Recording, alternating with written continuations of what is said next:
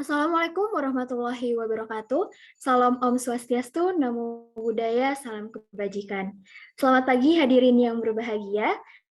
Selamat datang di acara Gelar Karya Dietetika Sehat 2022. Yang sekaligus acara ini dilaksanakan dalam rangka memperingati Hari Gizi Nasional 2022. Perkenalkan, saya Farah Mumtaz, selaku Master of Ceremony yang akan mendampingi teman-teman semua di acara hari ini. Nah, tentunya di sini saya tidak sendirian, saya ditemani oleh salah satu teman saya. Selamat pagi semuanya. Perkenalkan, saya Rizky Lestari, selaku Master of Ceremony yang akan mendampingi teman-teman semuanya pada acara pagi hari ini bersama dengan rekan saya, Farah. Kami ucapkan selamat datang kepada Ibu dosen yang terhormat, Ibu Laylatul Muniroh SKM MKes, selaku Koordinator Program Studi S1 Gizi Universitas Erlangga, yang terhormat Ibu Konita Rahma SGZ MSc Nutrition and Diet, selaku penanggung jawab mata kuliah Dietetika Sehat Program Studi S1 Gizi Universitas Erlangga. Tidak lupa juga kami ucapkan selamat datang dan terima kasih kepada para Bapak dan Ibu dosen program studi S1 Gizi Universitas Erlangga yang saya tidak bisa sebutkan satu persatu, serta para peserta yang telah hadir pada webinar pagi hari ini. Tidak lupa kami ucapkan selamat datang dan terima kasih kepada yang terhormat Adelia Sepia dan juga Anissa Firdaus Rahmawati selaku narasumber pada pagi hari ini. Sebelum memulai rangkaian acara pada pagi hari ini, alangkah baiknya kita berdoa terlebih dahulu menurut agama dan kepercayaan masing-masing. Berdoa dimulai.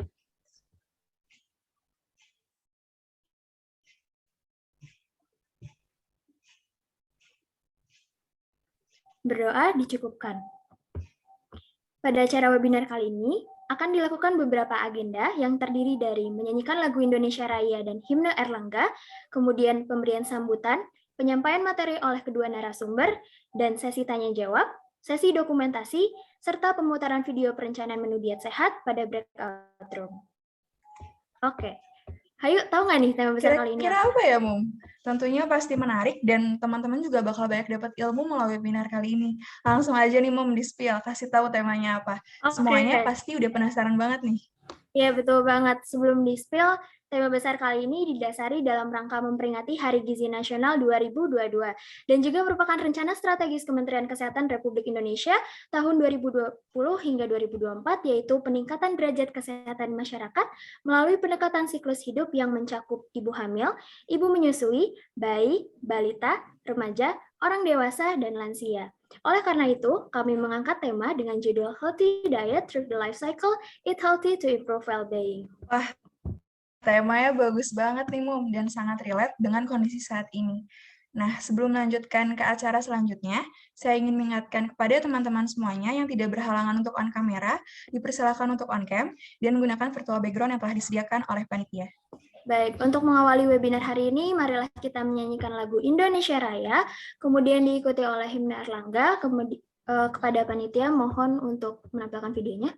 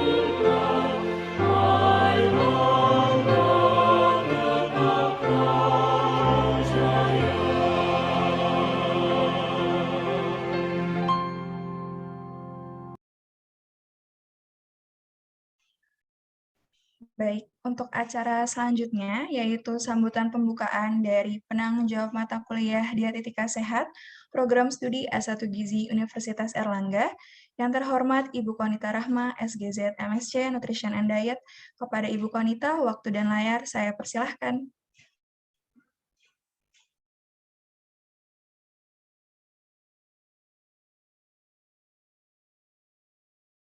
Oke, thank you Mbak Farah.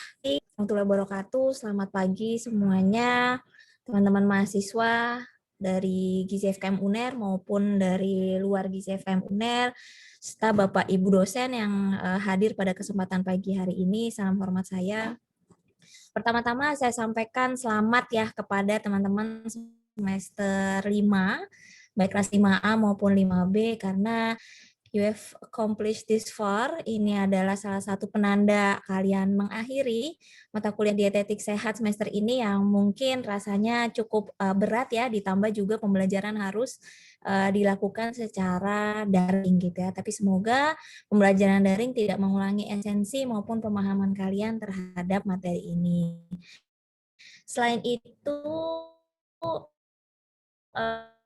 ya dalam rangka peringatan Hari Gizi Nasional yang sebenarnya nanti baru diperingati 25 Januari setiap tahunnya, tetapi kita sudah memulai lebih awal dengan tema aksi bersama cegah stunting dan obesitas, yang mana dilakukan di semua siklus dalam daur kehidupan.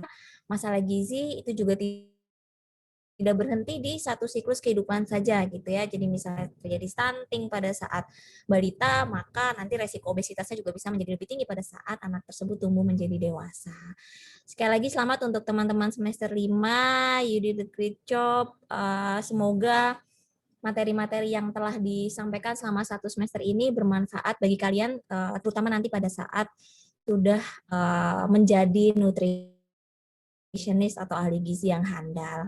Kemudian tidak lupa saya sampaikan juga terima kasih kepada pimpinan FKM UNER, KPS S1 Gizi, dan juga Kadep Kepala Departemen Gizi FKM UDA, teman-teman mahasiswa untuk terus berkarya.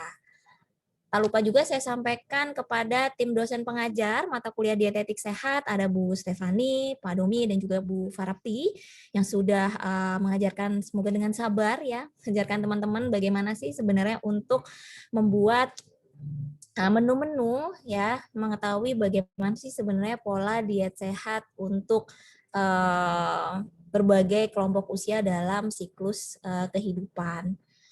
Untuk teman-teman yang hadir pada kesempatan webinar hari ini, saya harap materi-materi yang disampaikan oleh teman-teman mahasiswa juga bisa menjadi inspirasi ya, menjadi inspirasi untuk menambah pengetahuan, dan juga nanti ke depan bisa diingat sebagai, oh seperti ini loh ternyata diet sehat baik untuk balita, untuk anak-anak, sampai untuk lansia. Sekali lagi saya sampaikan kebanggaan saya sama teman-teman semester 5 yang sudah berhasil menyelenggarakan webinar hari ini. Semoga acara hari ini sukses sampai nanti selesai.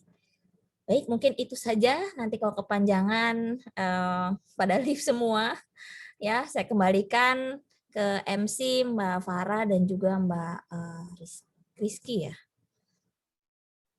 Terima kasih. Baik, terima kasih banyak Bu Konita atas sambutannya. Selanjutnya pemberian sambutan dari Koordinator Program Studi S1 Gizi Universitas Erlangga yang terhormat Ibu Lailatul Muniroh SKM MPes. Kepada Ibu Lail, waktu dan layar saya persilakan. Baik, terima kasih Mbak Farah ya. Assalamualaikum warahmatullahi wabarakatuh. Selamat pagi semuanya ya, salam sehat semua. Sudah 2 tahun ya, hampir ya. Oh sudah 2 tahun ya kalian ini.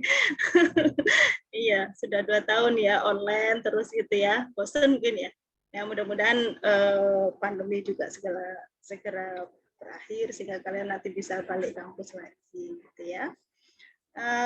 Alhamdulillahirabbil alamin, puji syukur kita senantiasa panjatkan kehadirat Allah SWT yang telah melimpahkan rahmatnya dan juga memberikan kita kesehatan ya, sehingga pada pagi hari ini kita bisa berkumpul bersama mengikuti agenda ya kegiatan gelar karya dietetik sehat dalam daur kehidupan. Ini merupakan rangkaian atau output gitu ya dari mata kuliah dietetik sehat sekaligus peringatan HGN. Ya, yang terhormat saya sampaikan kepada semua dosen ya yang hadir, barangkali hari ini bisa hadir. Ini kayak saya lihat masih ada wanita ya, belum ada yang lain ya. Ya mudah-mudahan yang lain juga nanti bisa segera hadir ya.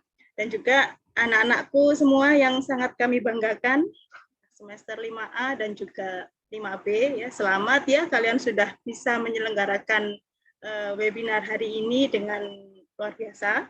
Mungkin dengan keterbatasan koordinasi ya, karena ya semua dilakukan secara daring, tapi it's okay ya, kalian hebat gitu ya.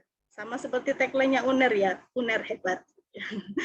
Semester 5 juga hebat gitu ya. Oke. Jadi memang kalian di gizi itu kan bukan hanya mempelajari tentang penyakit saja ya, yang itu nanti akan kalian dapatkan di semester 6. Jadi nanti semester 6 itu ada diet penyakit degeneratif dan diet penyakit infeksi gitu kan. Nah, tetapi bukan hanya diet untuk penyakit saja ya, tetapi bahkan Anda pun juga ngurusi diet untuk orang sehat gitu ya. Sehingga di sini bukan hanya aspek kuratif dan rehabilitatif saja yang Anda kuasai, tapi juga aspek preventif maupun promotifnya ya. Jadi dapat semuanya gitu ya. Dan disinilah kita di public health ya, kita berada di Fakultas Kesehatan Masyarakat yang memang sangat concern untuk aspek preventif maupun promotifnya, ya, preventif maupun promotif ya. Tetapi tidak meninggalkan dari sisi kuratif maupun rehabilitatif. Ini merupakan satu pengalaman yang luar biasa ya, yang bisa kalian dapatkan dari mata kuliah dietetik sehat ini ya. Jadi saya applause ya untuk kalian semua yang sudah sangat bagus ya menyelenggarakan hari ini, sehingga kami harapkan sih nanti sampai akhir ya kalian bisa mengikuti semuanya. Tolong ini juga Mbak PJ ya, bisa dicek nih kelasnya ini sudah lengkap belum ya? Sekarang ada 223 partisipan ya, nanti bisa di absen ya. 5A, 5B sudah join semua atau belum gitu ya? Yang belum open cam, nah ini apakah memang ada kendala sinyal atau ada kendala kamera atau apa begitu ya? Tolong kalau bisa pada setiap kegiatan ya, bukan hanya di kegiatan-kegiatan webinar saja, tapi di dalam perkuliahan pun ya itu etikanya juga begitu gitu loh ya. Kalau memang kalian itu tidak ada kendala sinyal, tidak ada kendala itu, tolong dong buka kamera ya, setidaknya supaya dosennya itu nggak kayak ngomong sendiri gitu kan, nggak enak banget gitu ya ngajar kayak nggak ada yang memperhatikan gitu ya. Nah itu kemudian juga kegiatan ini silakan ya, kalian kan punya medsos ya kan, nah silakan diupload di medsos masing-masing. Ini adalah karya kalian ya, ini ada karya kalian harus bangga ya, sebagaimana bangganya kalian menjadi bagian dari program studi S1 Gizi FKM UNER ya. Silakan nanti disebar seluas-luasnya. Nah mungkin juga di sini ada yang dari Huminfo ya, tolong acara ini diliput untuk kemudian di-upload di websitenya Prodi ataupun di medsos-medsos yang ada ya di Prodi maupun medsosnya Amazi juga boleh gitu ya. Silakan. Oke, selamat dan sukses untuk kalian semua ya. Semoga kegiatan ini lancar dan bisa memberikan dampak positif ya, serta Anda mendapatkan pengalaman yang luar biasa dari kegiatan ini ya. Sukses juga untuk narasumber yang nanti akan memberikan materinya ya, Mbak Adel dan juga Mbak Anissa ya. Selamat ya. Nah, luar biasa ini semester 5 tapi udah luar biasa ya, dan semoga nanti kedepannya kalian tambah sukses. Amin. Oke, insya Allah cukup sekian dari saya ya. Selamat mengikuti webinar sampai akhir ya, kalian harus ikuti ya, karena ini juga nanti di absen ya Bu Konita ya. Kalau ada yang leave tanpa izin. Ya, karena ini juga bagian dari evaluasi kan ya, karena kan di dietetik sehat tidak ada UAS, jadi ini adalah sebagai pengganti UAS-nya. Cukup sekian dari saya ya. Selamat mengikuti webinar. Sehat selalu ya. Saya akhiri. Assalamualaikum warahmatullahi wabarakatuh. Waalaikumsalam warahmatullahi wabarakatuh. Baik, terima kasih Bu Lail atas sambutannya. Sebelumnya di sini saya akan menjelaskan mengenai mekanisme gelar karya pada webinar kali ini. Setelah pemaparan materi dari kedua narasumber, para peserta Zoom dapat memasuki breakout room yang sesuai dengan pilihan breakout room yang teman-teman sudah isi pada formulir pendaftaran. Terdapat 6 breakout room yang masing-masing breakout room menampilkan video perencanaan menu diet sehat dari berbagai sasaran. Breakout room 1 dengan sasaran untuk ibu hamil dan menyusui, breakout room 2 dengan sasaran untuk bayi dan balita, breakout room 3 dengan sasaran untuk anak usia sekolah, breakout room 4 dengan sasaran remaja, breakout room 5 dengan sasaran dewasa, serta breakout room 6 dengan sasaran lansia. Oke, sebelum kita masuk ke breakout room, terdapat pemaparan materi dari kedua narasumber kita yang sangat hebat-hebat. Yang pertama akan disampaikan oleh Anissa Firdaus Rahmawati dengan subtema Improving the Quality of Nutritional Intake for Child Growth and Development During Infancy to Adolescence. Sebelumnya saya ingin menyapa terlebih dahulu. Halo Anissa, apakah sudah bergabung bersama kami? Halo, Farah, sudah aman. Ya, baik, kepada Anissa, waktu dan layar. Oke, izin share screen ya, teman-teman.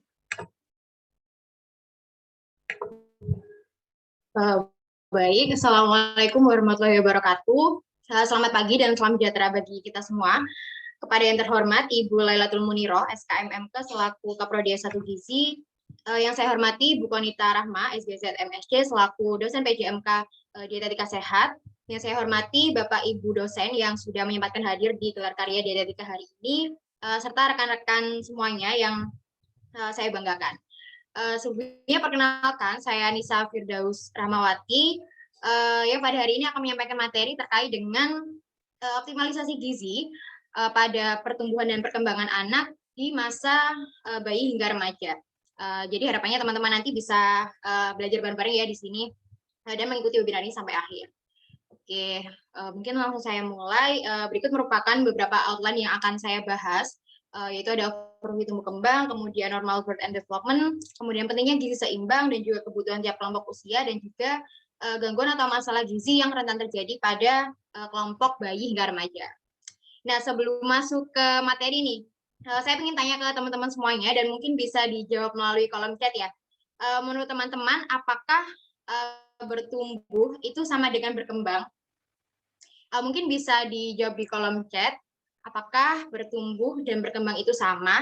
Dan kalau misal beda, mungkin bisa disebutkan bedanya itu apa sih pertumbuhan dan perkembangan gitu.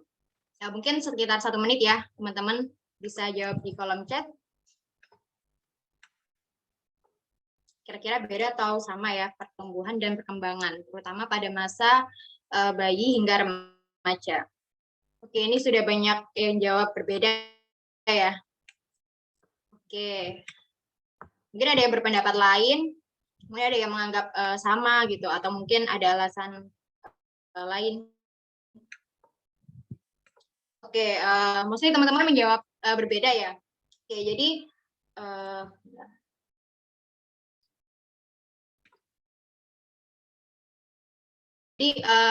ini adalah definisi dari pertumbuhan dan perkembangan sendiri.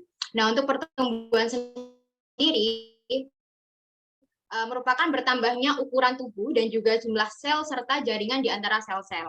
Nah, pertumbuhan ini biasanya bersifat kuantitatif atau bisa diukur gitu ya. Jadi terlihat gitu.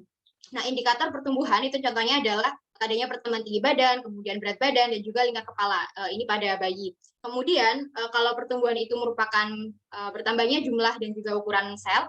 Nah, kalau perkembangan itu merupakan bertambahnya struktur dan juga fungsi tubuh yang lebih kompleks. Jadi berbeda dari bertumbuh. Jadi teman-teman di sini sudah benar ya. Jadi pertumbuhan dan perkembangan itu berbeda. Nah, indikator dari perkembangan sendiri itu adalah ada kemampuan sensori, kemudian kemampuan motorik, berkomunikasi, kognitif, kemandirian, dan juga bersosialisasi. Nah, pertumbuhan dan perkembangan ini menjadi hal yang sangat penting gitu di masa bayi sampai remaja, karena pada masa ini pertumbuhan terjadi secara terus-menerus gitu. Jadi harus dilakukan optimalisasi. Nah, next merupakan ada 4 parameter perkembangan bayi jika dilihat melalui Denver Development Screening Test. Nah, yang pertama itu ada tingkah laku sosial, ada gerakan motorik halus, gerakan motorik kasar, dan juga bahasa.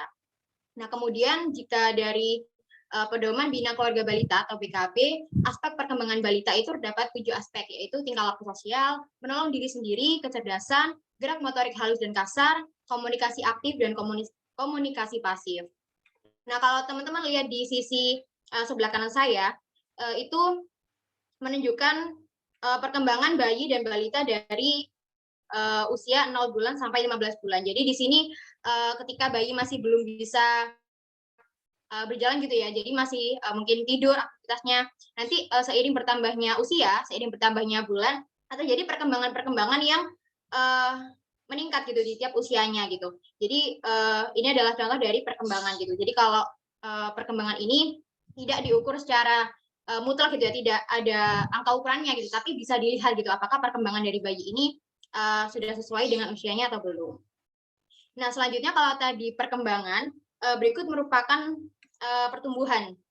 Nah, jadi untuk mengevaluasi pertumbuhan pada bayi balita itu biasanya menggunakan grafik. Nah, kalau teman-teman tahu di Indonesia sendiri kan ada KMS ya, atau Kartu Menuju Sehat. Nah, di sini merupakan grafik untuk melihat apakah pertumbuhan bayi ini sesuai dengan standarnya atau mungkin kurang atau bahkan lebih gitu dari standar yang normal gitu.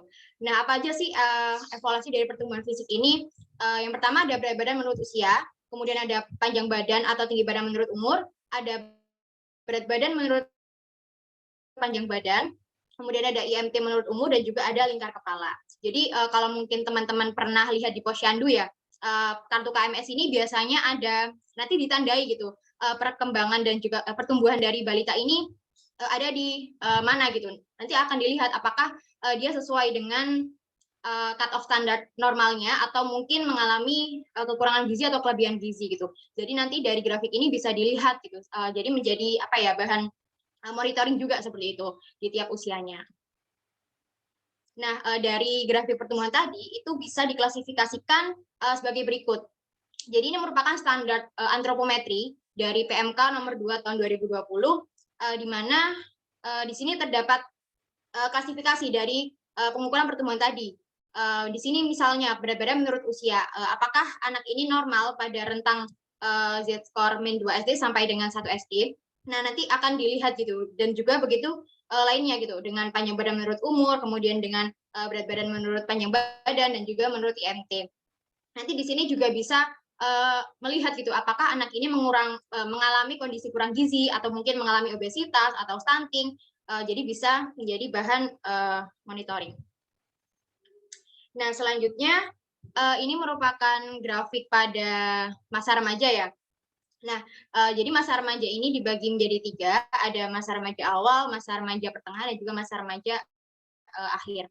Nah, kalau di grafik sebelah kanan ini, di sini adalah grafik dari puncak pertumbuhan pada masa remaja perempuan, masa puncak pertumbuhan cepat daripada laki-laki. Jadi kalau perempuan itu berada di rentang usia sekitar 10 sampai 14 tahun. Nah, sedangkan laki-laki itu berada di usia lebih lambat gitu ya. Jadi sekitar 12 sampai 16 tahun. Untuk lebih jelasnya ada di grafik ini. Nah,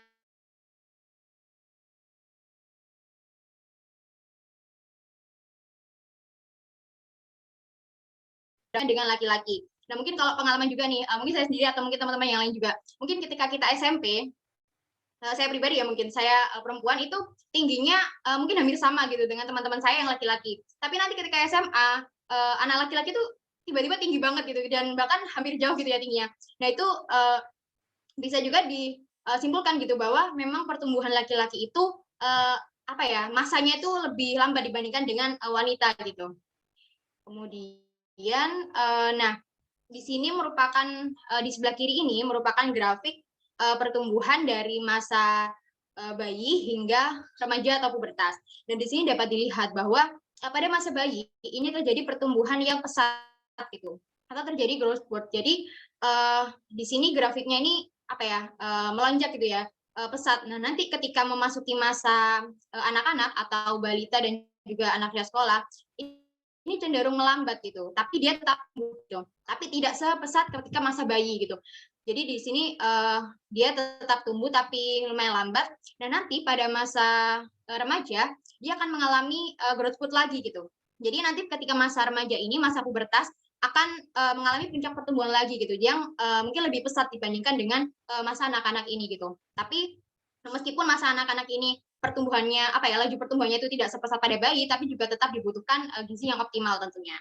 Nah kemudian di kanan ini, kalau mungkin teman-teman berbicara tentang pertumbuhan, itu pasti ada hubungannya dengan tulang gitu ya. Mungkin tinggi badan berhubungan dengan tulang dan juga mineralisasi tulang.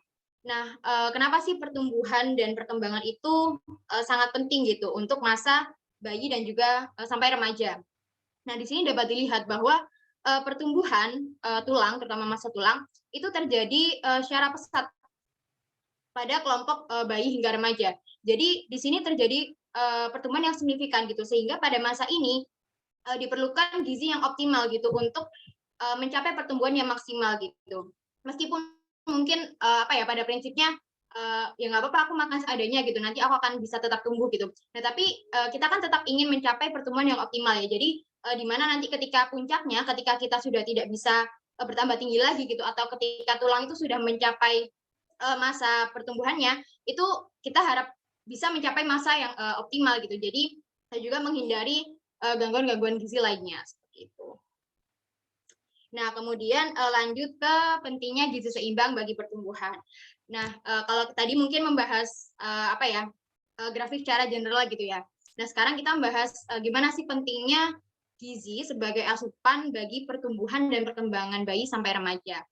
Nah, basically zat gizi itu dibagi menjadi dua, teman-teman. Ada zat gizi makro dan zat gizi mikro. Nah, untuk zat gizi makro sendiri itu ada 3, yaitu karbohidrat, protein, dan lemak. Sedangkan zat gizi mikro ini terdiri dari vitamin dan mineral yang jumlahnya itu sangat-sangat banyak ya. Nah, mungkin teman-teman untuk zat gizi makro ini sudah sangat familiar ya, yang mungkin tiap hari juga menjadi asupan makanan kalian sehari-hari gitu. Nah, pada zat gizi makro ini yang pertama adalah karbohidrat. Karbohidrat ini merupakan sumber energi utama untuk pertumbuhan, fungsi tubuh, dan juga aktivitas. Di mana sumber-sumbernya ini bisa berasal dari serealia, biji-bijian gitu, atau yang teman-teman biasanya makan tiap hari ya, nasi gitu. Tapi sebenarnya sumber karbohidrat itu tidak hanya dari nasi aja gitu, tapi bisa juga dari mungkin jagung, kemudian kentang, kemudian ubi, dan sumber-sumber karbohidrat lain gitu. Jadi karbohidrat ini memang biasanya identik dengan dijadikan makanan pokok gitu, karena dia memang merupakan sumber energi utama. Nah, kemudian ada protein. Protein ini merupakan sumber asam amino esensial yang berfungsi untuk pertumbuhan, pembentukan sel dan jaringan tubuh, serta pengangkut dan penyimpanan zat gizi. Nah, kalau protein sendiri ini mungkin zat gizi yang nggak boleh ketinggalan gitu di makanan teman-teman gitu. Jadi protein ini biasanya ya lauk pauk gitu ya, lauk dari hewani maupun nabati gitu, misalkan ikan, telur, daging, kemudian tahu, tempe itu merupakan sumber protein. Kemudian untuk lemak sendiri merupakan sumber energi dan juga sumber asam lemak esensial untuk tumbuh kembang sel-sel saraf otak, terutama pada bayi. Nah, untuk lemak sendiri sumbernya juga banyak, ada lemak jenuh dan juga lemak tidak jenuh, dan mungkin yang biasa dikenal itu minyak ya sumbernya, tapi ada juga bahan-bahan makanan lain yang mengandung lemak gitu, misalkan lemak baik pada alpukat, itu dikenal memiliki lemak baik, dan juga minyak-minyak yang lainnya. Nah, kemudian pada zat gizi mikro, sebenarnya kalau zat gizi mikro ini sebenarnya sangat banyak ya teman-teman. Jadi kalau membahas vitamin dan mineral itu sebenarnya fungsinya sangat-sangat kompleks dan juga saling berkaitan satu sama lain gitu. Tapi mungkin di sini saya ambil garis besar yang biasanya kita dominan gitu untuk masa pertumbuhan gitu. Jadi yang pertama ada menunjang pertumbuhan tulang dan gigi, memperbesar penyerapan kalsium dan fosfor, itu merupakan fungsi dari vitamin D. Kemudian yang kedua ada vitamin A, vitamin C, dan vitamin E yang berfungsi untuk memelihara sel dan jaringan baru. Kemudian ada vitamin A untuk pertumbuhan mata, tulang, gigi, dan juga diferensiasi sel. Kemudian ada vitamin C untuk pembentukan kolagen atau tulang rawan. Kemudian ada sintesis DNA dilakukan oleh vitamin B6, asam folat, dan vitamin B12. Kemudian ada pembentukan sel darah merah dan juga sistem saraf oleh vitamin B12. Nah, kalau tadi mungkin zat gizinya itu secara general gitu ya. Apa aja sih yang kita butuhkan? Nah, ini merupakan zat gizi pertumbuhan yang dia berperan gitu untuk mendukung pertumbuhan gitu, atau juga bisa mendukung peran-peran hormon pertumbuhan dalam tubuh. Karena ketika masa usia sekolah atau menginjak remaja, hormon pertumbuhan itu mulai berkembang pesat gitu teman-teman. Jadi ketika masa remaja kan kita juga akan masuki usia pubertas. Nah di situ hormon-hormon itu sangat berperan dalam pertumbuhan gitu, sehingga zat gizi juga dibutuhkan untuk mengoptimalisasi dari peran hormon-hormon tersebut. Nah yang pertama ada protein untuk pertumbuhan. Dan ada penelitian yang menunjukkan bahwa protein ini dapat meningkatkan sekresi IGF-1, di mana IGF-1 ini berperan untuk merangsang pertumbuhan gitu. Jadi protein ini didapatkan gitu ya, bisa merangsang pertumbuhan ketika masa bayi sampai remaja gitu. Dan contoh-contoh sumber protein yang tadi mungkin teman-teman juga sudah familiar ya, ada protein hewani dan protein nabati. Nah, untuk informasi aja nih, protein itu kan ada dua ya, protein hewani dan protein nabati. Nah, tapi sebenarnya ada sedikit perbedaan gitu dari keduanya gitu. Dan biasanya pada masa bayi dan remaja, itu kita lebih dianjurkan untuk mengkonsumsi protein yang berkualitas tinggi, yaitu protein dari sumber nabati, sumber hewani. Kenapa? Karena di sumber hewani itu lebih mengandung asam amino yang lebih lengkap gitu dibandingkan dengan protein nabati. Namun perlu diingat juga bahwa kita tetap dianjurkan untuk mengkonsumsi gizi seimbang gitu. Jadi tetap makan makanan yang beragam dan bervariasi. Namun untuk sumber protein ini, protein yang lebih baik gitu ya adalah protein yang berasal dari sumber hewani. Nah kemudian ada juga kalsium. Nah kalau membahas pertumbuhan pasti teman-teman identiknya itu sama kalsium gitu ya. Mungkin mengkonsumsi susu gitu supaya bertambah tinggi. Jadi pasti sudah familiar gitu dengan kalsium. Nah, fungsi kalsium sendiri itu memang benar untuk pertumbuhan karena dia bisa penunjang akselerasi dari pertumbuhan tulang dan otot dan juga perkembangan endokrin, serta konsumsi kalsium ini bisa terserap secara efektif apabila dengan bantuan vitamin D. Nah, jadi kalau misalkan teman-teman mengonsumsi makanan yang sumber kalsium, itu baiknya dibarengi dengan konsumsi vitamin D karena dia akan terserap lebih efektif ketika bersama dengan vitamin D gitu. Jadi kalau dia tanpa vitamin D itu mungkin yang terserap itu hanya sedikit gitu, tapi ketika nanti dengan makanan yang mengandung vitamin D itu akan lebih optimal penyerapannya. Nah, ini merupakan juga fungsi dari vitamin D membantu penyerapan kalsium di dalam usus dan juga menunjang pertumbuhan tulang dan gigi. Nah, untuk sumber kalsium sendiri ini juga ada beberapa ya. Kemudian untuk zat gizi selanjutnya yaitu ada zinc. Ada penelitian yang menunjukkan juga bahwa suplementasi zinc ini berpengaruh terhadap tingkat IGF-1, di mana seperti yang berada di protein tadi ya, IGF-1 ini mempengaruhi hormon pertumbuhan gitu. Jadi IGF-1 ini dapat merangsang pertumbuhan untuk lebih optimal lagi.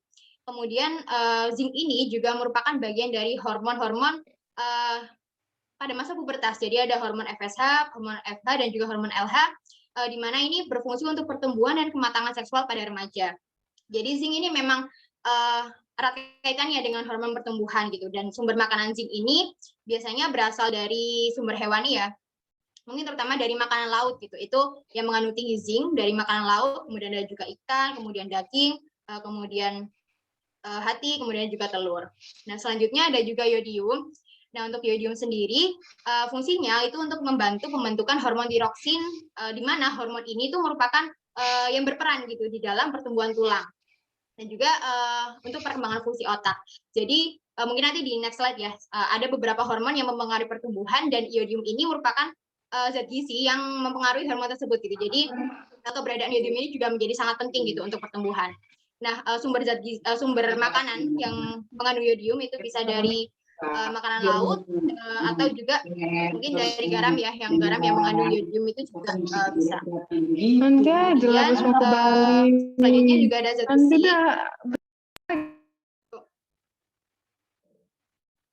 Mohon maaf, apakah ada kendala? Ya, saya lanjut ya. Selanjutnya ada zat besi.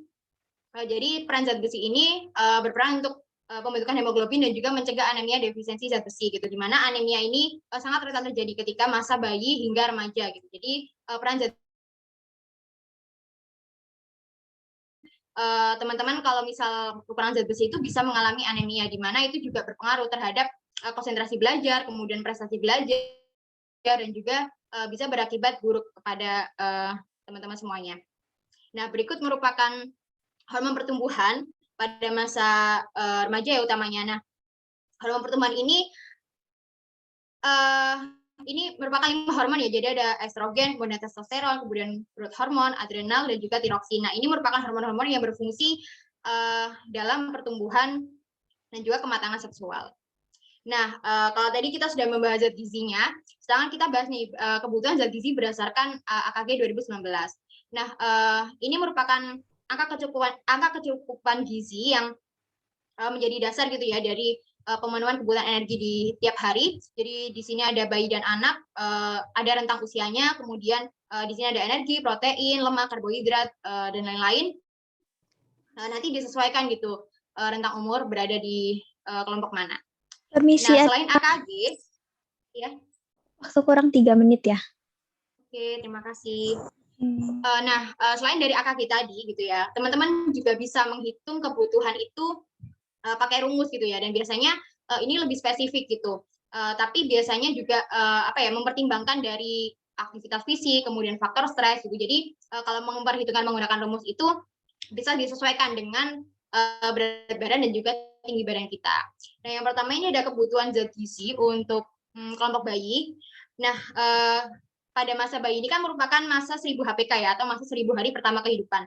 Di mana ini merupakan masa golden period atau masa pertumbuhan pada periode emas gitu. Nah, kebutuhan zat gizi pada bayi ini harus optimal gitu, karena supaya bisa mendukung pertumbuhannya di usia yang lebih lanjutnya gitu. Nah, pada usia 0 sampai 6 bulan, bayi kan hanya diberikan ASI ya, jadi tidak boleh diberikan makanan tambahan atau makanan pendamping lainnya gitu. Jadi hanya full ASI gitu, karena ASI sudah bisa mencukupi kebutuhan bayi sampai 6 bulan.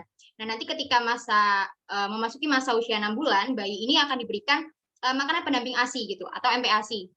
Di mana ini juga harus diperhatikan gitu pemberiannya, karena juga ada prinsip dan juga syarat-syarat yang harus dilakukan gitu ya untuk pemberian MPASI gitu, supaya makanan yang diberikan itu juga tetap sesuai gitu. Dan ini merupakan pembagian energi untuk MPASI berdasarkan usianya. Jadi ketika 6 sampai 8 bulan, MPASI diberikan sebesar 200 kilokalori, kemudian 9 sampai 11 bulan sebesar 300 kilokalori, dan pada usia 12 bulan sampai 23 bulan itu sebesar 550. Dan sisanya itu juga masih didapatkan dari ASI gitu ya. Jadi kalau dari 0 sampai 6 bulan itu hanya ASI eksklusif saja, dan nanti pada selanjutnya sampai usia 2 tahun itu tetap melanjutkan ASI dan juga ditambahkan makanan, yaitu makanan pendamping ASI. Ini juga ada rumus perhitungannya untuk masing-masing usia. Nah, selanjutnya ini merupakan rumus juga perhitungan ya untuk kelompok usia 3 sampai 9 tahun gitu. Jadi di sini ada perhitungan anak laki-laki dan juga anak perempuan. Dan seperti yang saya bilang tadi gitu, di sini ada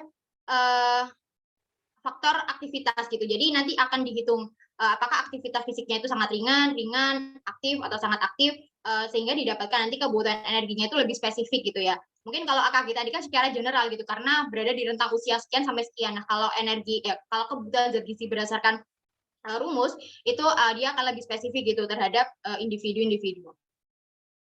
Nah, berikut merupakan kebutuhan zat gizi juga untuk usia 3 sampai 8 tahun juga, dan juga ada usia 9 sampai 18 tahun.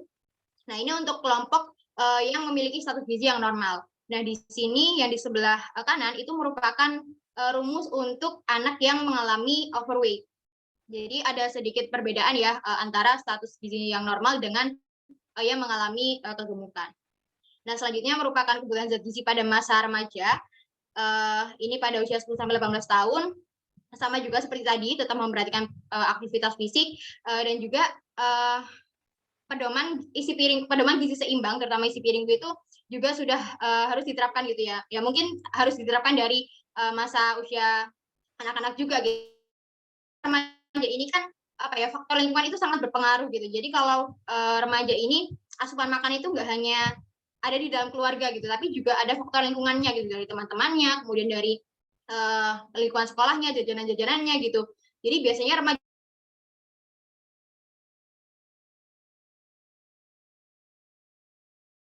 mengoptimalkan pertumbuhannya. Nah, kemudian berikut merupakan beberapa masalah gizi yang sering terjadi pada bayi sampai remaja. Nah, yang pertama adalah obesitas. Obesitas ini merupakan resiko atau penyakit yang rentan terjadi gitu pada anak-anak gitu. Karena biasanya apalagi ketika masa bayi dan balita gitu ya, anak yang gemuk itu dianggap lucu gitu. Jadi mungkin apa ya, kayak dibilang gemas lucu gitu. Nah, padahal mungkin bisa jadi itu merupakan salah satu tanda bahwa status gizinya itu mengalami kegemukan atau obesitas, di mana kan itu juga bisa berdampak buruk pada jangka panjangnya gitu. Jadi kasus obesitas ini juga harus diperhatikan gitu ketika anak-anak. Kemudian ada juga stunting. Nah, stunting ini juga merupakan masalah gizi di Indonesia yang sangat-sangat membutuhkan concern ya, karena prevalensinya sendiri itu sekitar 31% gitu yang terjadi pada anak-anak gitu. Nah, stunting ini merupakan kondisi gagal tumbuh di mana ditandai dengan tinggi badan menurut umurnya itu di bawah standar. Jadi stunting ini gampangannya itu anak yang lebih pendek dari usianya gitu. Nah, kondisi stunting ini multifaktorial. Jadi dia tidak hanya dari asupan makanan saja, tetapi faktor determinannya itu juga dari seperti pola asuh, kemudian lingkungan gitu ya, kebersihan lingkungan, kemudian bisa juga dipengaruhi dari gizi ibu ketika hamil gitu. Jadi stunting ini kalau dilanjutkan pada masa usia selanjutnya itu bisa dibilang lingkaran setan gitu ya, karena kondisi stunting ini bisa berdampak buruk gitu pada masa yang akan datang gitu. Jadi mungkin misalkan terjadi pada perempuan gitu ya, mungkin ketika kecil dia mengalami stunting, maka dia itu ketika masa remaja akan lebih rentan gitu untuk mengalami misalkan kekurangan energi kronis atau penyakit-penyakit berhubungan dengan gizi lainnya gitu. Dan juga nanti dia akan beresiko ketika dewasa, ketika hamil dia juga akan memiliki resiko untuk melahirkan anak yang juga mengalami kondisi kurang gizi. Nah, kemudian ada juga anemia.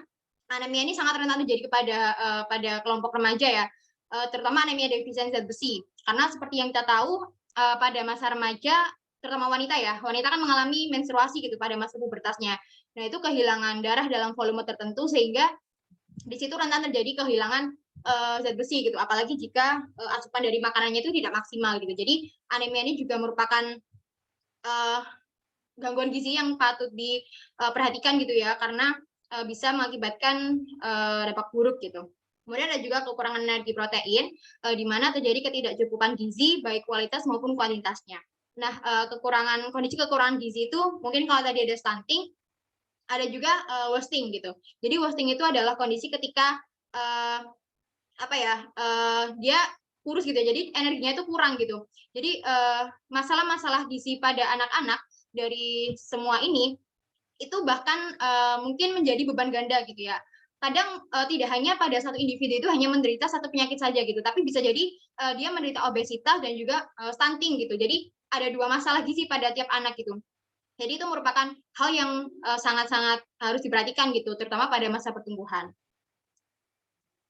Nah, mungkin sekian dari yang bisa saya sampaikan. Mungkin sedikit mengutip dari quotes ya. To eat is necessity, but to eat intelligently is an art. Jadi mungkin makan adalah kebutuhan, tapi makan dengan tepat itu adalah sebuah seni gitu. Jadi harapannya teman-teman di sini dapat memperhatikan lagi pola makannya, meskipun mungkin sudah melewati masa anak-anak dan juga masa remaja gitu ya, tapi kita juga tetap harus concern terhadap kondisi kesehatan kita supaya bisa menjaga status gizi yang optimal. Mungkin sekian dari saya. Terima kasih. Wassalamualaikum warahmatullahi wabarakatuh. Waalaikumsalam warahmatullahi wabarakatuh. Terima kasih Anissa atas pemaparan materinya yang sangat informatif sekali dan sangat lengkap. Izinkan saya untuk menyimpulkan materi yang telah disampaikan oleh Anissa. Pada masa bayi, balita, anak usia sekolah, dan remaja, terjadi pertumbuhan dan perkembangan secara terus-menerus di mana puncak pertumbuhannya terjadi pada masa remaja, yang mana terdapat sedikit perbedaan pada perempuan dan laki-laki. Merujuk dari hal tersebut, tentunya zat gizi memiliki peranan penting dalam pertumbuhan dan perkembangan anak pada masa bayi hingga remaja. Di antaranya, zat gizi makro berupa karbohidrat, protein, dan lemak, serta zat gizi mikro berupa zinc, zat besi, kalsium, dan iodium. Selain itu, pada masa remaja juga akan dipengaruhi oleh hormon pertumbuhan, sehingga diperlukan pemenuhan asupan gizi yang optimal sesuai dengan rekomendasi kebutuhan masing-masing kelompok usia, serta menjaga pola hidup gizi seimbang agar anak dapat mencapai pertumbuhan dan perkembangan yang optimal, serta dapat terhindar dari resiko penyakit atau gangguan terkait gizi. Nah, dari narasumber 1 Anissa, sudah berbicara mengenai pertumbuhan perkembangan gizi yang optimal dengan cara meningkatkan kualitas asupan gizi anak pada masa bayi hingga remaja. Selanjutnya kita akan mendengarkan topik yang tidak kalah menariknya, yaitu materi yang akan disampaikan oleh Adelia Sepia dengan subtema Starter Pack to Live Happily, A Healthy Diet for Adults, Pregnant and Breastfeeding Women and Elderly. Sebelumnya, saya ingin menyapa terlebih dahulu. Halo Adele, apakah sudah ada bersama kami? Halo, selamat pagi Rizky. Sudah nih. Baik, kepada Adele, waktu dan layar saya persilahkan. Baik, terima kasih banyak sebelumnya atas kesempatannya. Saya izin untuk menyampaikan salam dulu kepada Bapak Ibu dosen sekalian yang terhormat. Selamat pagi dan juga untuk teman-teman hadirin semuanya, selamat pagi. Semoga kita semua diberikan berkat kesehatan pada hari ini, sehingga bisa mengikuti acara webinar dan juga sekaligus gelar karya Dietetik Sehat di Universitas Airlangga. Perkenalkan, saya Adelia Sevia, salah satu mahasiswa program studi S1 Gizi Universitas Airlangga, dan pada kesempatan hari ini saya akan menyampaikan tentang bagaimana sih tips dan trik untuk hidup lebih bahagia dengan cara diet sehat untuk orang dewasa, lalu juga untuk ibu hamil dan menyusui, serta untuk lansia. Namun sebelumnya ini saya mau ngajak hadirin sekalian nih teman-teman, saya panggil teman-teman saja ya, untuk memilih nih kira-kira dari 2 kelompok makanan ini, makanan yang di sebelah kiri dengan makanan yang di sebelah kanan layar Anda sekarang. Teman-teman bakalan lebih memilih makanan yang mana nih untuk dikonsumsi? Mungkin dari segi rasa, dari segi, istilahnya preferensi teman-teman dalam memilih makanan, dan yang lain-lain. Kalau yang kiri itu yang, ada hamburgernya, ada french fries-nya, ada chips, ada donat, dan yang lain-lain. Kalau sebelah kanan ini yang lebih colorful, ada sayuran, ada buah-buahan, ada kacang-kacangan juga kalau saya lihat, ada daging dan teman-temannya. Mungkin teman-teman bisa komen di kolom chat, kira-kira lebih pilih yang kiri atau yang kanan? Ini saya sambil buka kolom chat ya. Ada yang pilih kanan, ada yang pilih kiri, tapi sejauh ini yang dominan yang kiri. Oh, ini yang kanan mulai mendominasi. Eh, Ternyata, audiens di sini terbagi ya menjadi 2, ada yang lebih memilih makanan di kelompok kiri, ada yang lebih prefer juga makanan di kelompok yang kanan. Tapi, kedua makanan ini itu memiliki efek untuk, tubuh kita juga. Efeknya seperti apa sih kira-kira? Kita cek bersama-sama ya. Oke, jadi untuk makanan yang ada di kelompok kiri tadi, itu termasuk ke dalam kategori fast food, terus juga makanan dengan, pemanis, dan sebagainya. Nah, kebetulan di makanan-makanan seperti ini itu tergolong ke dalam makanan yang zero calories food. Zero kalori berarti 0 kalori, enggak, salah teman-teman. Justru zero calories itu adalah makanan yang padat banget akan kandungan energinya. Tapi sayangnya dia ini rendah akan kandungan zat gizi lain, terutama vitamin dan mineral. Mungkin mereka mengandung vitamin dan mineral, namun nggak terlalu seberagam makanan yang bukan zero calories food. Dan juga kandungan vitamin dan mineralnya ini rendah. Lalu kalau misalnya kandungan vitamin dan mineralnya rendah, kira-kira kandungan apa sih yang tinggi di makanan zero calories ini? Yang tinggi itu kebanyakan adalah lemak jenuh, lemak trans, terus juga kalau dari bahan pangan hewani akan tinggi kolesterol juga berdasarkan proses masakannya. Lalu juga kalau pada makanan-makanan manis, minuman-minuman manis kekinian zaman sekarang itu pasti bakalan tinggi akan kandungan gula, dan juga untuk makanan berpengawet itu biasanya tinggi akan natrium. Nah, dan makanan seperti ini itu dapat meningkatkan terjadinya resiko penyakit metabolik dan juga kardiovaskular. Jadi kalau istilahnya apa ya, dapat menimbulkan penyakit nanti untuk teman-teman. Bisa jadi penyakitnya itu nggak muncul sekarang, tapi muncul beberapa tahun ke depan atau beberapa puluh tahun ke depan. Bisa aja kalau teman-teman keseringan konsumsi makanan-makanan seperti ini, apalagi juga makanan ini rendah akan antioksidan, bisa terbentuk plak aterosklerosis misalnya, pembuluh darah teman-teman yang itu nanti bisa menyebabkan penyakit jantung koroner kalau terletak di daerah pembuluh darah jantung ya, atau bisa jadi hipertensi, bisa juga terkena diabetes mellitus, bisa kena obesitas juga kalau keseringan makan ini karena dia kaya banget akan energi.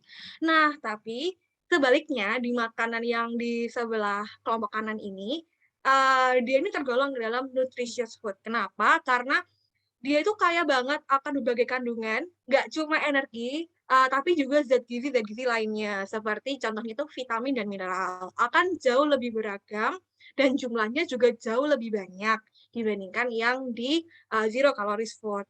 Dan specifically-nya, makanan yang nutritious food itu biasanya lebih kaya akan kandungan antioksidan. Nah, kandungan antioksidan inilah yang berperan untuk mencegah istilahnya apa ya, penumpukan plak tadi, juga untuk menangkal radikal bebas yang masuk, sehingga ini dapat meningkatkan imunitas dari tubuh kita juga, lewat berbagai macam mekanisme aksi di tubuh yang tidak akan saya jelaskan secara detail ya, karena nggak nututi waktunya. Sehingga makan makanan yang seperti ini bisa menjadi faktor protektif kita nih, untuk menurunkan resiko terkena penyakit metabolik dan juga kardiovaskular. Nah, kalau dari sini kira-kira kalau sudah tahu dari efek kesehatannya, teman-teman lebih milih yang mana? Kelompok makanan yang kiri atau kelompok makanan yang kanan? Bisa dijawab masing-masing di dalam hatinya ya. Oke, selanjutnya ini saya mau menjelaskan sedikit nih, kalau ketika kita ingin hidup bahagia, biasanya kita ingin untuk hidup sehat juga. Karena siapa sih yang nggak mau hidup sehat tanpa terkena suatu penyakit apapun? Pasti teman-teman mau lah ya, seperti itu. Namun, percayalah, kalau kita tidak bisa menjaga kesehatan kita, kita akan rentan banget terkena berbagai macam penyakit, dan yang dapat berujung pada kematian. Kira-kira, pada tahun 2019, menurut data WHO ya, penyebab kematian tertinggi di dunia ini ternyata adalah penyakit metabolik dan juga degeneratif. Nah, yang paling tinggi di sini ada ischemic heart disease atau penyakit jantung koroner penyumbatan pembuluh darah di arteri koronaria. Kemudian ada stroke diikuti oleh chronic obstructive pulmonary disease, lalu di sini juga ada DM, lalu juga penyakit gangguan ginjal. Ini merupakan penyebab kematian yang paling banyak di dunia. Kenapa?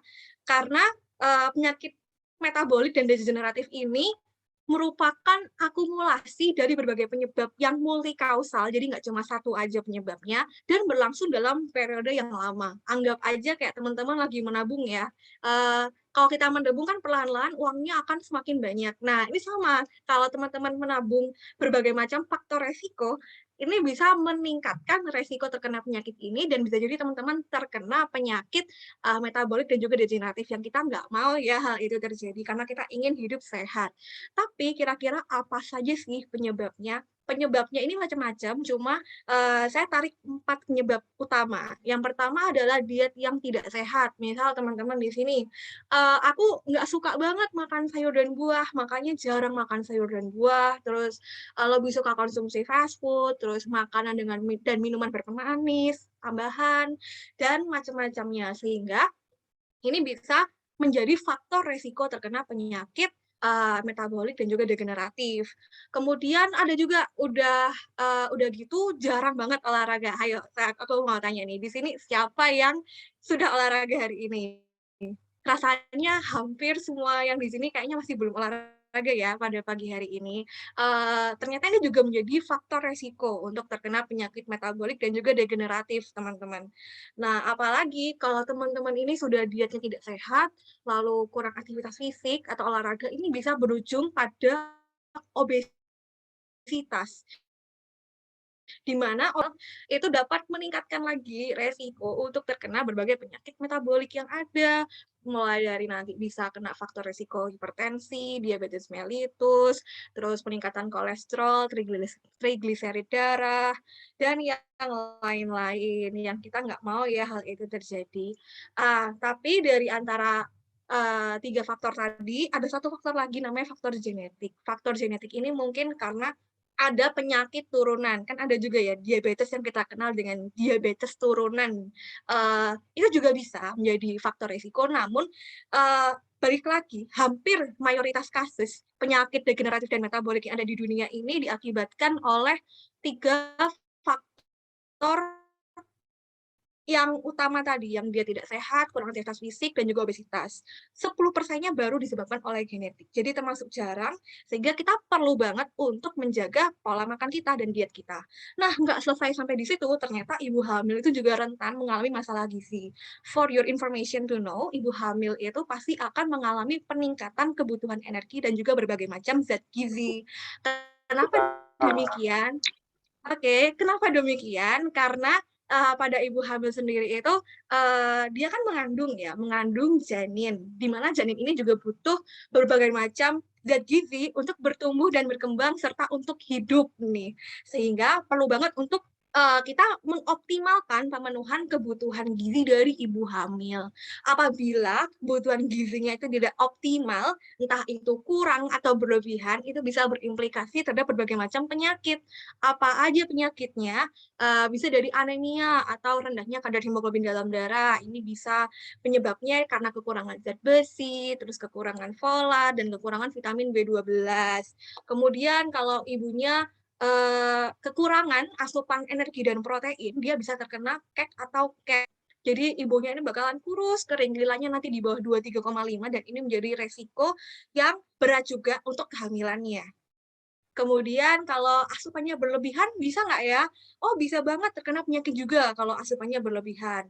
Misal sebelum hamil ibunya menderita obesitas. Jadi sebelum hamil dia sudah kena obesitas akibat kelebihan asupan energi dan juga rendahnya aktivitas fisik. Nah, ini juga bisa berimplikasi ke depannya. Bisa jadi terkena hipertensi. Sebelumnya saya highlight dulu ya, hipertensi itu kan peningkatan tekanan darah. Namun yang berlebihan.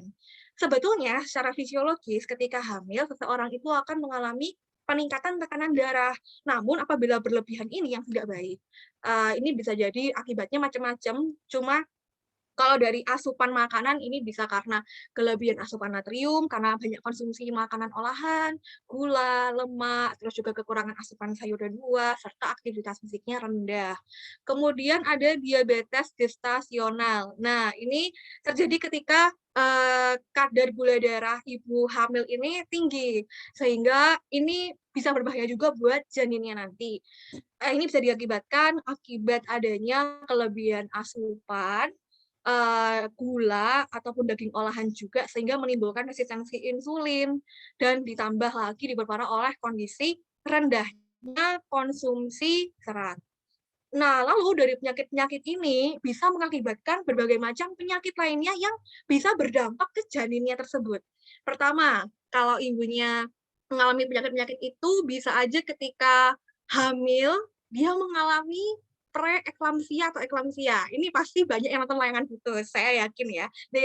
Contohnya itu ada yang seperti di tokohnya yang namanya Kinan. Dia terkena preeklamsia atau eklamsia. Ini juga merupakan efek juga yang bisa dialami oleh ibu hamil. Terus bisa jadi keguguran, kehamilannya keguguran, atau ketika bisa melahirkan, lahirnya malah lahir prematur bayinya, atau ketika melahirkan di satu kondisi yang lain, bayinya ini BBLR atau berat badan lahirnya rendah di bawah 2,5 kg. Bisa jadi efeknya itu nggak dialami saat itu juga ketika bayinya lahir, tapi bisa dialami beberapa tahun kemudian, beberapa puluh tahun kemudian. Kalau yang jangka menengahnya beberapa tahun kemudian ketika anaknya mungkin sudah balita, ini bisa aja terkena stunting kalau asupan energinya kurang, atau bisa juga obesitas seperti yang sudah diceritakan oleh Anissa tadi. Habis itu yang lebih parah lagi nih teman-teman, ternyata gizi sama kehamilan ini sangat berpengaruh kepada kesehatan juga di masa dewasa janin tersebut, di mana anak yang saat dikandung itu tidak mendapatkan asupan energi yang optimal akan lebih rentan atau lebih beresiko terkena penyakit metabolik seperti DM, terus juga hipertensi dan teman-temannya saat ia dewasa. Yang ini berbahaya sehingga kita perlu memenuhi asupan gizi dari ibu hamil. Kemudian pada ibu menyusui, kita tahu bersama ketika menyusui pun seorang ibu akan membutuhkan energi dan zat gizi yang lebih banyak karena energi dan zat gizi itu diperlukan untuk produksi dari ASI-nya sendiri. Dan yang perlu teman-teman ketahui di sini, komposisi ASI ini sangat dipengaruhi oleh status gizi dari seorang ibu, di mana ada penelitian yang menyebutkan ketika ibu ini mengalami kurang energi kronis atau kurang energi protein, ataupun juga obesitas, ini juga dapat menurunkan produksi volume ASI. Dan ini kan cukup berbahaya juga ya kalau produksi ASI-nya menurun, bisa aja nanti anaknya nggak bisa mendapatkan ASI yang cukup, dan bisa aja nanti menggagalkan program ASI eksklusif dari anak tersebut. Selain itu, kekurangan asam lemak, vitamin, dan juga mineral juga akan mempengaruhi kandungannya sendiri di dalam ASI, sehingga sangat penting untuk mencukupi kebutuhan gizi dari ibu menyusui agar menjaga kuantitas dan juga kualitas ASI yang diproduksi agar tetap baik. Nah, lalu gimana sih cara untuk mengatasi semuanya ini? Kuncinya satu adalah healthy diet atau diet yang sehat. Diet yang sehat itu harus yang seperti apa sih? Ini ada prinsipnya ya teman-teman. Yang pertama, beraneka ragam. Jadi kita harus mengonsumsi berbagai macam makanan yang beraneka ragam. Jangan cuma mengonsumsi satu jenis makanan aja. Karena kita perlu untuk memenuhi kebutuhan zat gizi yang beragam juga, yang nggak cuma didapatkan dari satu jenis makanan. Jadi jangan sampai teman-teman ya, pagi ini makan soto, siangnya makan soto lagi, terus malamnya makan soto lagi, karena sehari udah masak soto misalnya. Nah, itu juga nggak bagus teman-teman, karena kita harus istilahnya memvariasikan berbagai macam bahan pangan yang akan kita konsumsi setiap harinya.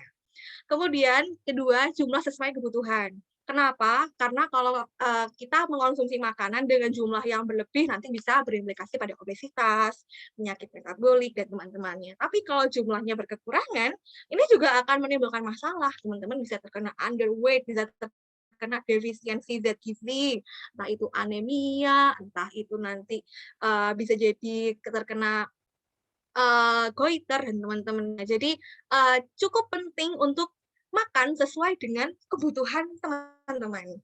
Lalu yang ketiga adalah yang terjadwal. Makan itu harus terjadwal, bukan cuma ketika aku lapar aku langsung makan. Nah, dengan kita menjaga jadwal makan kita, maka ini akan menurunkan risiko terkena penyakit metabolik tadi, seperti mencegah teman-teman untuk obesitas akibat peningkatan berat badan berlebihan karena keseringan makan, nggak tepat jadwal, dan frekuensinya juga tinggi, atau menurunkan juga resiko untuk terkena penyakit diabetes mellitus. Kemudian yang keempat adalah hidrasi yang cukup. Hidrasi ini penting, minum air putih atau air mineral setiap harinya, sesuai dengan kebutuhan kita. Tentunya kebutuhan konsumsi air mineral dalam tubuh itu sangat tergantung dari komposisi tubuh kita, juga dari aktivitas fisik kita. Jadi disarankan untuk teman-teman di sini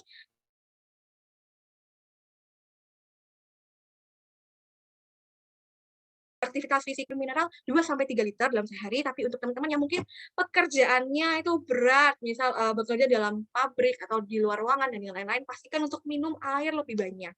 Terus ini yang paling penting juga, batasi konsumsi GGL atau gula, garam, dan lemak.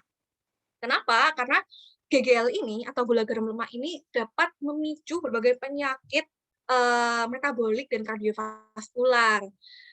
Dan tentunya kita nggak mau ya terkena penyakit-penyakit itu untuk hidup bahagia, sehingga teman-teman kita harus membatasi konsumsinya, di mana kalau pada gula maksimal konsumsi 4 sendok makan dalam sehari, kalau untuk garam maksimal 1 sendok teh dalam sehari, dan kalau lemak ini dapatnya dari minyak, dari margarin,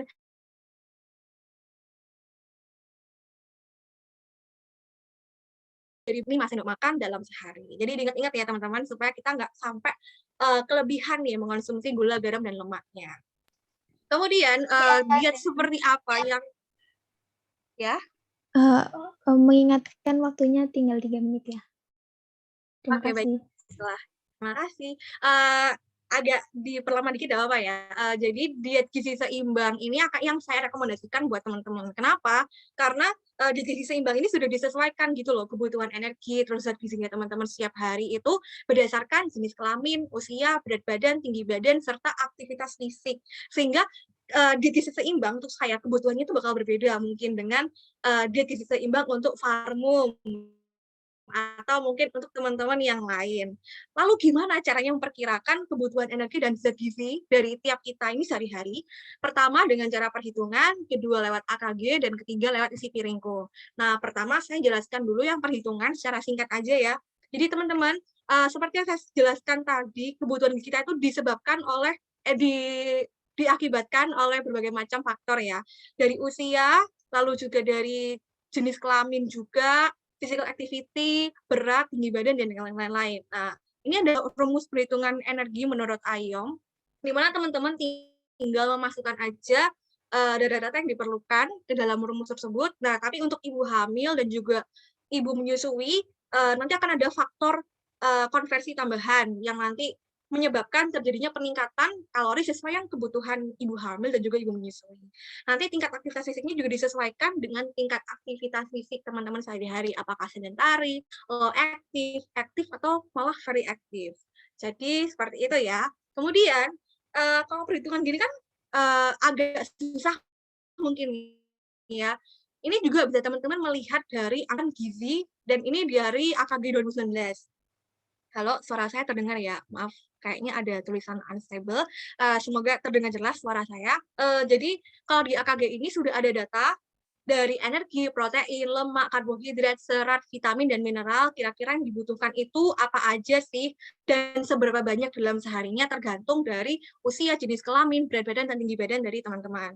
Kemudian, kan pasti bingung ya, kira-kira 1.900 kilokalori ini seberapa banyak, atau mungkin protein 50 gram ini seberapa banyak sih? Itu bisa teman-teman untuk visualisasikan dalam isi piringku. Jadi ketika teman-teman makan kan pasti ada piring ya, piring yang teman-teman pakai sebagai wadahnya. Bisa teman-teman bagi gitu loh, kayak kira-kira buahnya nanti seberapa banyak, sayurnya seberapa banyak, makanan pokok dan lauknya nanti seberapa banyak. Nah, tapi nanti untuk lansia, jumlah porsinya bakalan lebih sedikit dibanding yang dewasa, dan harus memperbanyak konsumsi sayur dan buah. Sedangkan kalau pada ibu hamil, meskipun terjadi peningkatan jumlah energi, intensitas makannya dibuat lebih sering dengan porsi yang lebih sedikit supaya untuk mencegah mual dan muntah.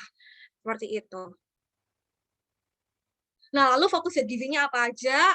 Kalau dewasa kita berfokus pada serat, vitamin A, ini berfungsi untuk antioksidan juga vitamin A ya, bersama dengan vitamin E, lalu juga ada vitamin D dan kalsium, di mana vitamin D dan kalsium ini penting banget untuk mencegah ibu terkena osteoporosis, terutama pada wanita ya, itu kan lebih rentan. Dan juga ada kalium, magnesium, berfungsi untuk menjaga kestabilan tekanan darah bersama dengan natrium nanti. Serat ini untuk mencegah terjadinya berbagai macam masalah pencernaan atau resiko-resiko misalnya terkena penyakit kanker kolon, dan mencegah konstipasi juga. Kemudian ada zat besi. Zat besi ini penting banget terutama untuk wanita usia subur yang rentan mengalami defisiensi zat besi karena menstruasi setiap bulannya.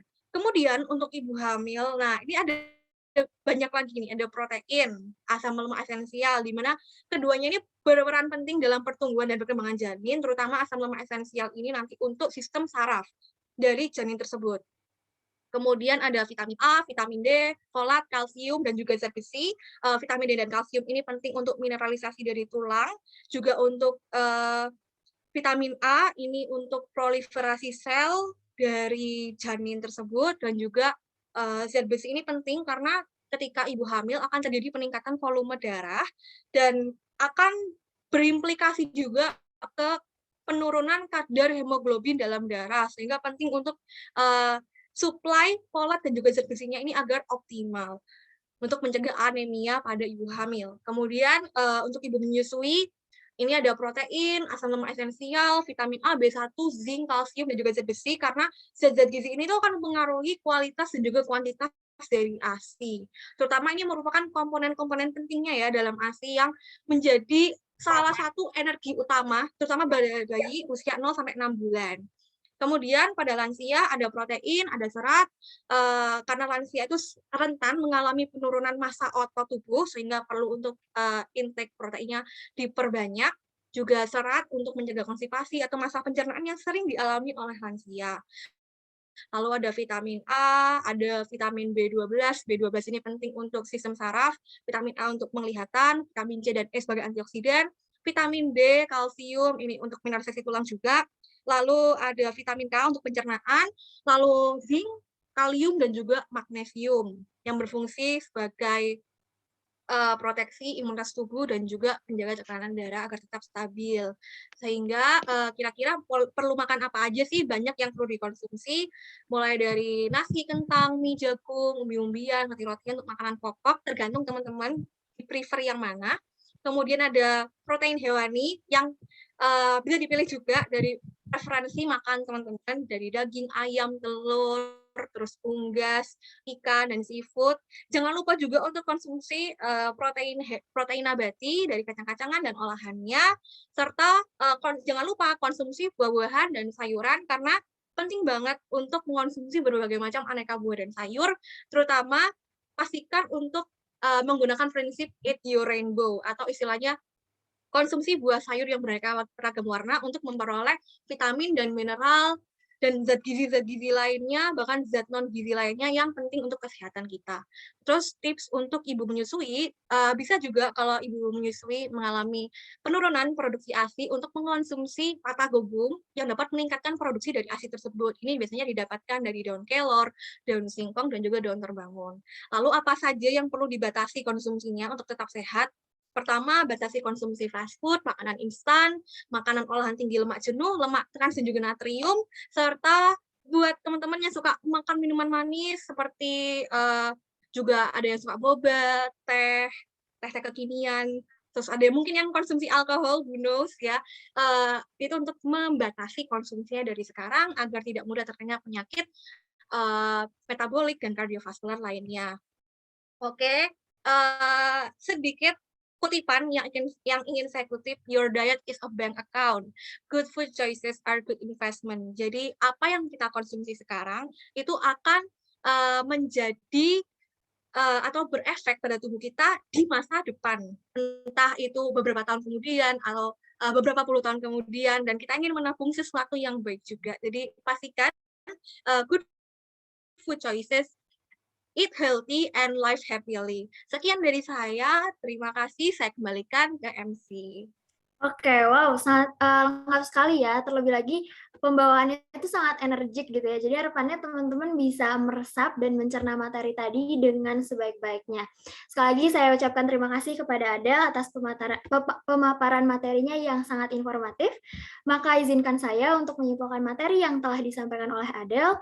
Seperti yang kita ketahui bahwa prevalensi penyakit metabolik dan degeneratif cukup tinggi di Indonesia, serta seperti yang sudah Adel sebutkan tadi bahwa penyebabnya itu multikausal gitu. Jadi hal tersebut bisa menyebabkan masalah gizi pada hampir seluruh siklus hidup, baik anemia, kemudian kekurangan energi kronis, protein pada ibu hamil yang akan melahirkan seorang bayi dengan berat badan lahir rendah, stunting, dan masih banyak lagi. Kemudian ibu yang mengalami gizi kurang tadi akan berdampak pada penurunan produksi volume ASI sehingga lagi-lagi anak tidak mendapatkan gizi yang adekuat. Maka gizi seimbang itu adalah kuncinya, di mana suatu individu dianjurkan untuk memakan makanan dengan sumber karbohidrat, protein, lemak, dan vitamin serta mineral yang cukup sesuai dengan kebutuhan perharinya.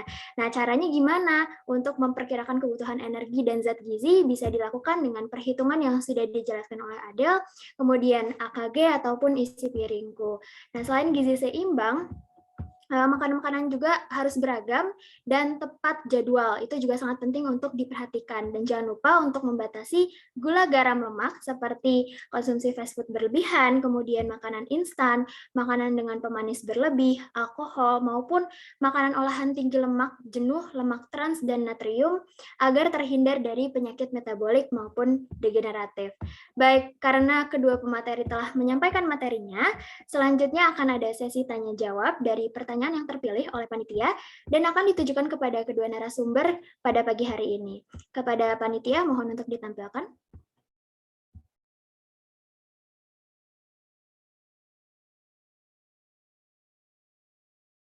Baik,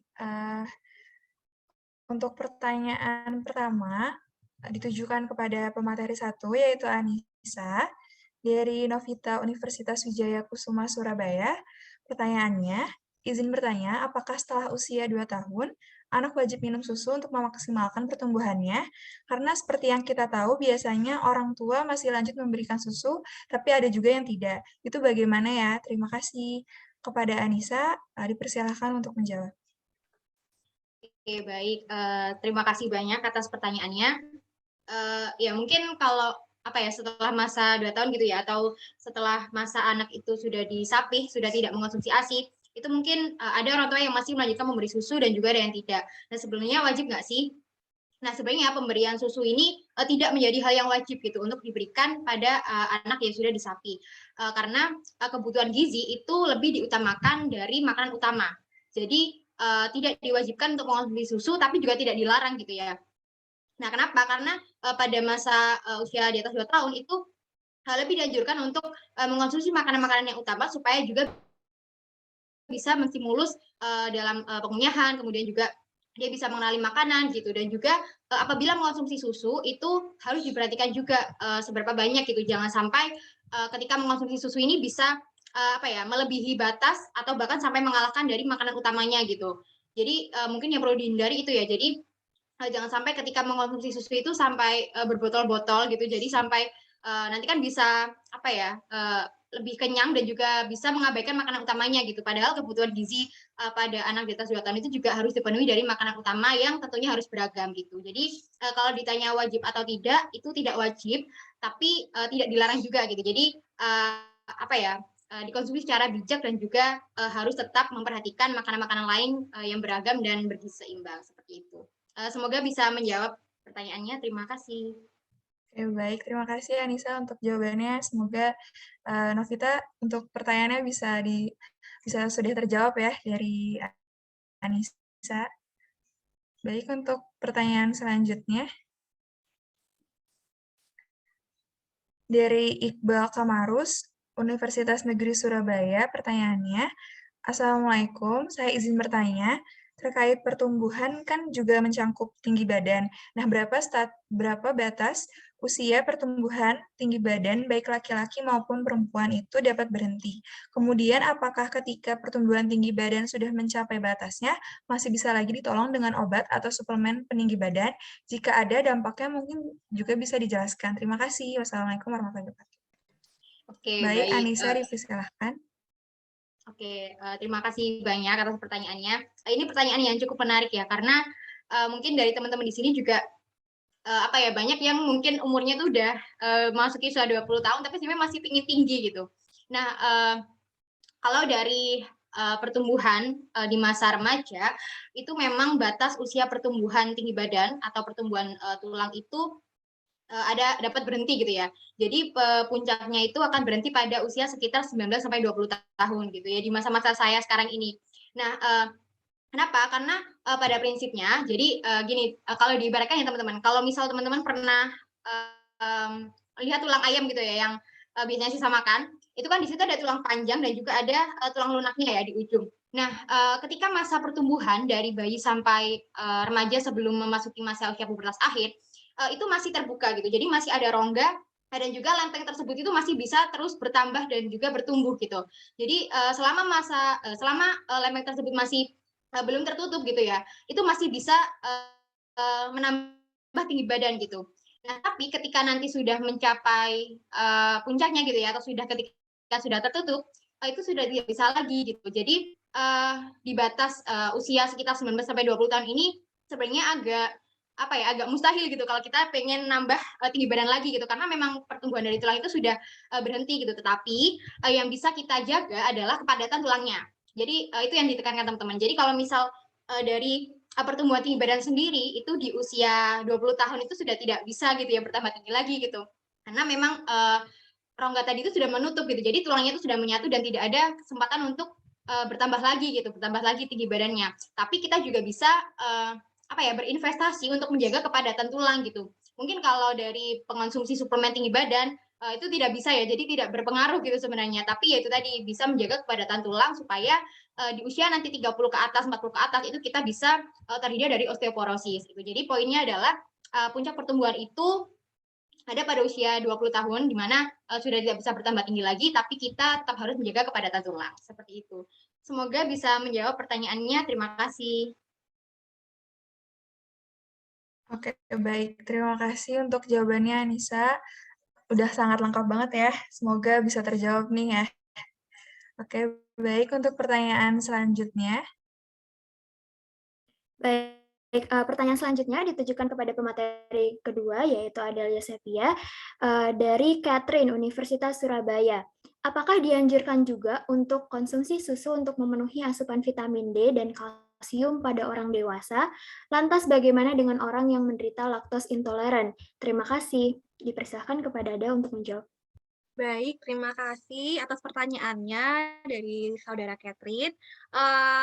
Sebelumnya kita perlu ketahui bersama tentang laktos intoleran ya teman-teman. Laktos intoleran itu adalah kondisi di mana seseorang ini tidak dapat mencerna laktosa atau gula utama pada susu biasanya dan produk-produk susu lainnya akibat kekurangan enzim laktase. Jadi kurang produk di tubuh itu kekurangan produksi dari enzim laktase yang dapat memecah laktosa ini tadi menjadi gula yang lebih sederhana.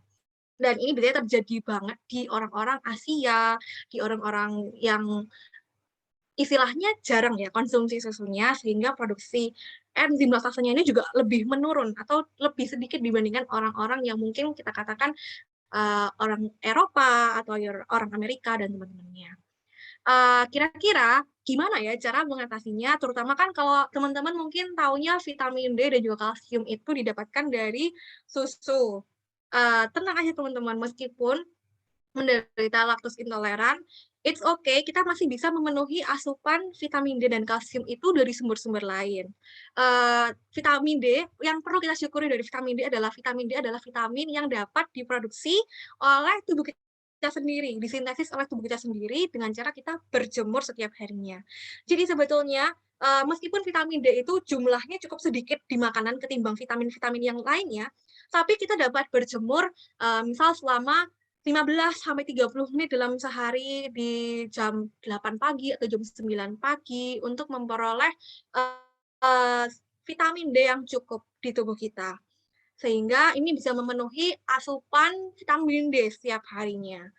Dan kalau untuk kalsium sendiri, kalsium itu nggak cuma terdapat pada susu aja.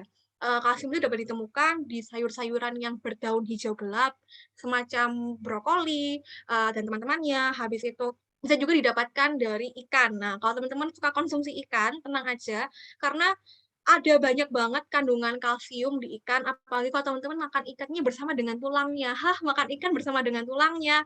Jangan khawatir teman-teman, ada yang namanya bandeng presto, terus juga sarden dan teman-temannya yang bisa kita makan bersama dengan tulangnya, sehingga ini bisa meningkatkan asupan kalsium di tubuh kita. Juga kalau teman-teman mungkin mengkonsumsi tahu, mengkonsumsi kacang-kacangan, itu juga akan menambah asupan kalsium, sehingga tenang aja, orang yang laktos intoleran pun tidak akan mengalami yang namanya defisiensi vitamin D dan kalsium selama asupannya tepat. Tapi kalau teman-teman yang laktos intoleran mungkin mau mengonsumsi tetap mau mengonsumsi susu atau olahan susu lainnya kayak keju, yogurt, kan enak ya, makanan-makanan yang mengandung keju dan sebagainya. It's okay, tapi pilih produk yang mungkin kandungan laktosanya sedikit atau bahkan free lactose, sehingga tidak menyebabkan symptoms atau gejala-gejala dari laktos intoleran. Mungkin itu dari saya. Semoga menjawab. Baik, terima kasih Adel. Semoga menjawab pertanyaan dari Catherine. Pertanyaan selanjutnya.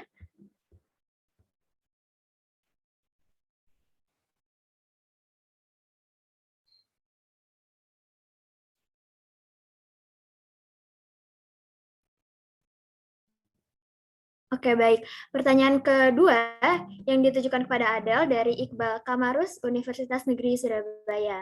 Assalamualaikum, izin bertanya, seringkali ketika ada teman yang badannya kurus, banyak dibilang kurang gizi. Nah, bagaimana sih indikator seseorang itu dikatakan kurang gizi? Terima kasih. Wassalamualaikum warahmatullahi wabarakatuh.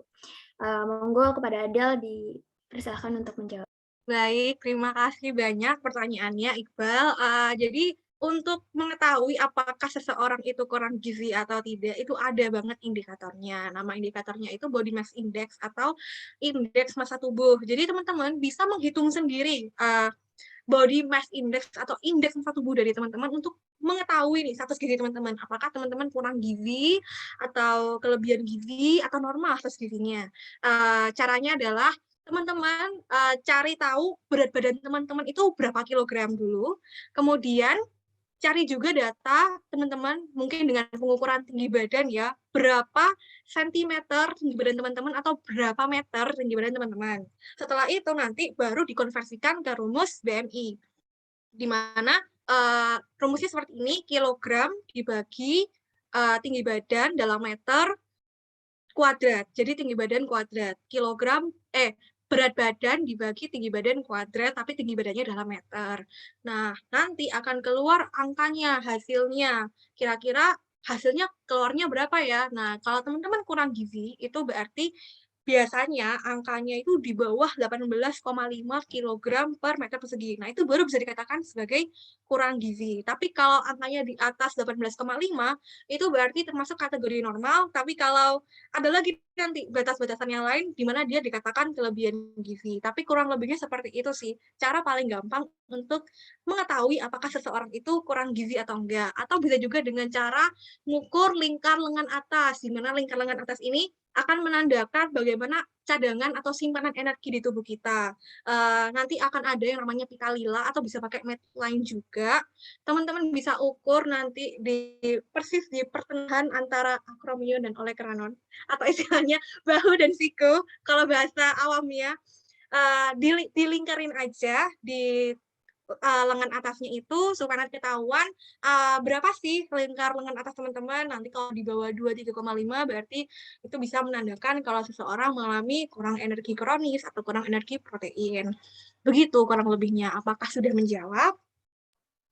Benar-benar rinci banget ya. Jadi tadi dari IMT ataupun Lila. Semoga sudah menjawab pertanyaan dari Iqbal Kamarus dari Universitas Negeri Surabaya.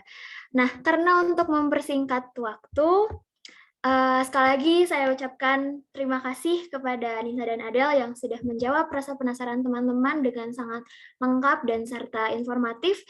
Selanjutnya akan ada sesi foto bersama dengan pemateri. Kepada panitia yang bertugas, mohon untuk dipandu.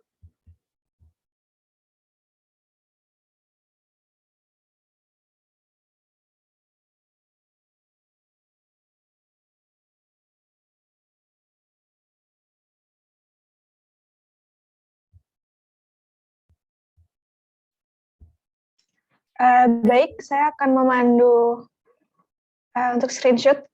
Ini ada 8 slide, jadi bisa satu-satu ya, oke? Ini untuk sesi dokumentasi pematerinya saja. Oh, oke.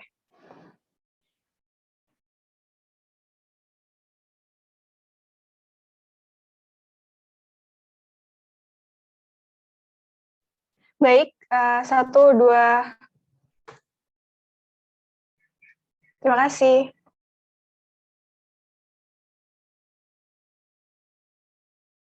Mungkin sekali lagi ya. Oh, udah, oke. Oke. Sekali lagi, sorry. 1, 2.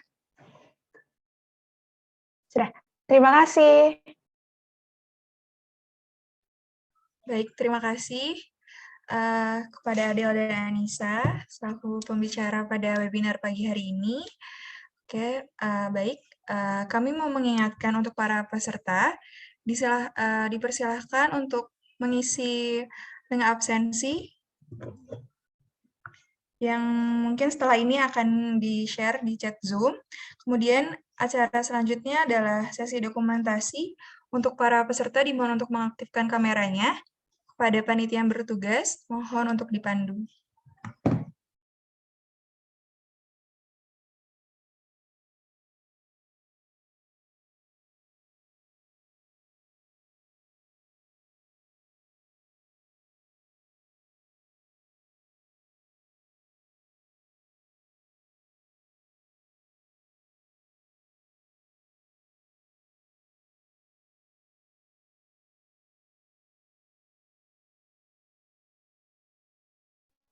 Bagaimana? Apakah sudah siap?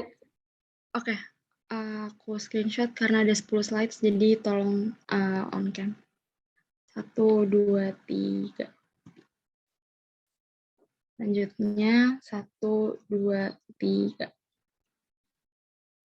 slide ketiga, 1, 2, 3, slide keempat, 1, 2, 3, slide kelima, 1, 2, 3, slide keenam,